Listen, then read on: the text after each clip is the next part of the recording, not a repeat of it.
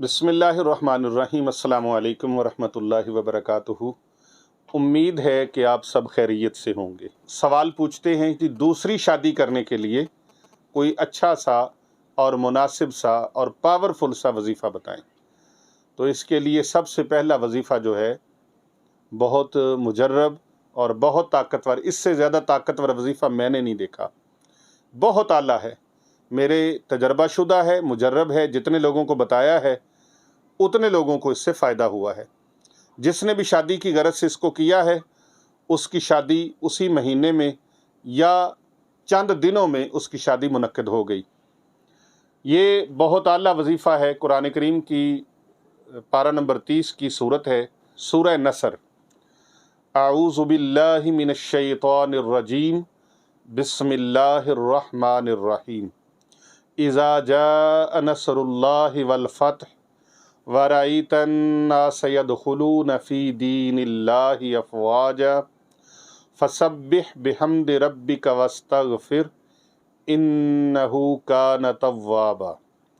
ये सूरह मुबारका जो आपने समाअत की है, इस सूरह मुबारक की तरतीब बनानी है और उस तरतीब के मुताबिक इस सूरह मुबारका का विर्द करना है। इंशाअल्लाह ताला इसके विर्द करने से शादी का मामला आसान हो जाएगा। शादी पहली हो या दूसरी हो, ज़रूरत के मुताबिक इंसान शादी करता है, सुकून के लिए शादी करता है। और अगर आपकी पहली शादी हो चुकी है और आपके अच्छा घर का माहौल चल रहा है तो फिर आप एक ही रखें। कुरान पाक का हुक्म है, अगर इंसाफ कर सकते हैं तो फिर 1 2 3 और 4, हाँ जी, 1 2 3 और 4 कर सकते हैं। लेकिन अगर उनके दरमियान आप इंसाफ नहीं कर सकते, उनके हकूक़ की अदायगी में आप बिल्कुल आपके पास वसाइल नहीं हैं, तो फिर इल्ला वाहिदा, फिर एक ही रखें। ये कुरान करीम का हुक्म है। यहाँ हमारे अक्सर दोस्त, अक्सर अहबाब जी, दूसरी शादी करना सुन्नत है, तीसरी शादी करना सुन्नत है, चौथी शादी करना सुन्नत है। उनको सुन्नत शादी में ही आके याद आती है, बाकी उनको सुन्नतें कोई याद नहीं आती। आप बाकी मामलात में भी सुन्नतों को आप रखें ना।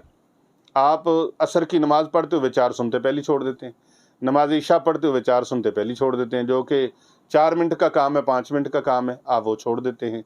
अपने चेहरा मुबारक पर सुन्नत नहीं सजाते, अपने सर पर आप सुन्नत का ताज नहीं रखते।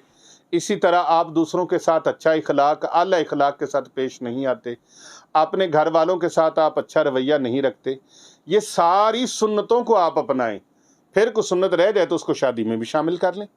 लेकिन सुन्नत के ऊपर जो उसका दर्जा है वो वाजिब का है और वाजिब के ऊपर फ़र्ज़ का दर्जा है।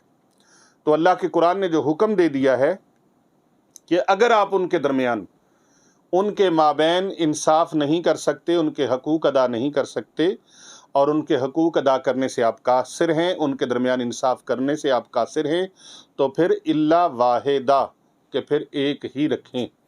तो ये अगर किसी की शादी हो नहीं रही तो वो ये वजीफ़ा करे, शादी हो जाएगी। और अगर किसी की शादी दूसरी को वो करना चाहता है, पहली की ये फौत हो गई या तलाक हो गई है, तो दूसरी शादी वो करना चाहता है तो फिर उसके लिए ये वजीफ़ा करें।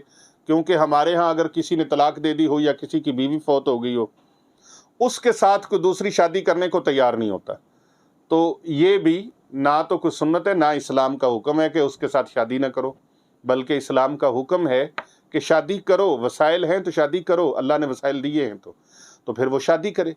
तो शादी करने के लिए फिर अगर रिश्ता मुनासिब ना मिलता हो तो आप इस वजीफ़ा मुबारक को करें।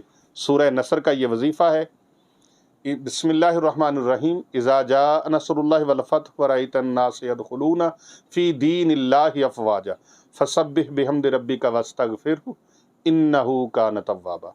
इस सूरह मुबारक को 133 मरतबा सुबह और शाम के वक़्त 2 बार आपने पढ़ना है। सुबह किसी टाइम पे भी पढ़ लें, फजर के बाद पढ़ लें, फजर के बाद से लेकर 12 बजे से पहले तक किसी वक़्त में भी पढ़ लें। अव्वल आखिर 3-3 बार दुरूद पाक।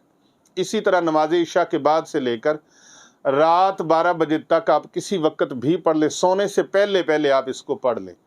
और फिर उसके बाद अल्लाह ताला से दुआ मांगें, या अल्लाह ख़ज़ाने गैब से मेरी गैबी इमदाद फरमा।